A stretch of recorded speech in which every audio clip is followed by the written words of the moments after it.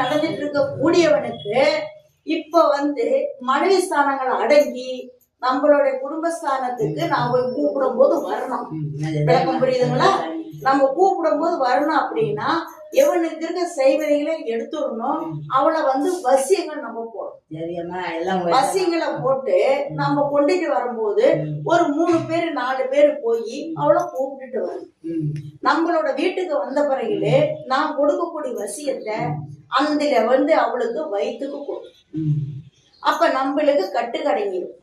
ஏன்னா குடும்பமாச்சே, வேற ஏதாவது விட்டுடலாம். அது இல்லாம எவளுக்கு எந்த நேரம் போடுக்காலமா தான் இருப்பா. ஹலோ, நல்லா இருக்கிறீங்களா? நல்லா இருக்கிறேன். எப்படி இருக்கிறீங்க? எப்ப வரலாம், எப்ப போலாம் அப்படிங்கறதான் பேசுவோம். புரியுதுங்களா? இவளுக்கு சோறே இல்லைன்னாலும் இவளுக்கு ஹலோ பேசிட்டு தான் இருப்பான். இந்த ஹலோ ஹலோ ஹலோ ஹலோன்னு தான் இருப்பான். 24 மணிக்கு ஒரு நேரமா அவன் போன் பண்ணிட்டு தான் இருப்பான். இல்ல பொய்யால எந்த தொடர்பு இல்லை. தெரியும், அவங்க தங்கச்சி மாதிரிதான். அதுதாமா அடப்புன்ற. அந்த சங்கச்சி மாதிரிகள் தான் அடப்பு.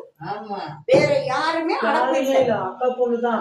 சொந்த அக்கா பொண்ணு ஆயிருந்தாலும் இந்த பொண்ணை கட்டி இருக்க கூடாது.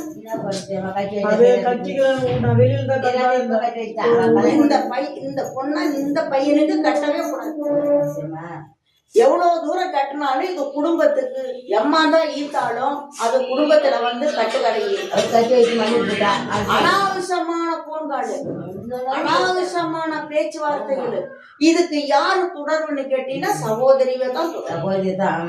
மத்தவங்க யாருமே இந்த பொம்பளைக்கு கிடையாது, சகோதரிகள் தான். அந்த குழந்தைங்களோட எண்ணமும் கூட அவளோட உள்ளத்துல சரியான முறையில ஏதோ சாப்பிடுறா, ஏதோ குளிக்கிறியா, ஏதோ போறியா, இப்படிதான் இருக்கு தவிர மத்தபடி கண்டுக்கணும், நம்ம குடும்பம் நம்ம குழந்தையாச்சே நம்ம கண்டுக்கணும் அப்படின்றது அவளுக்கு இருக்கு.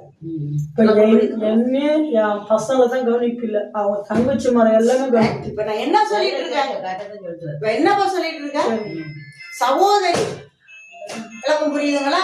சகோதரியாகப்பட்டது சிநேகிதங்கள், அவங்களுக்குள்ள உறவுகள். அவங்களையும் கட்டுக்கு அடக்கிறதுக்கு ஆள் கிடையாது. கட்டுக்கு அடக்கிறதுக்கு அவங்க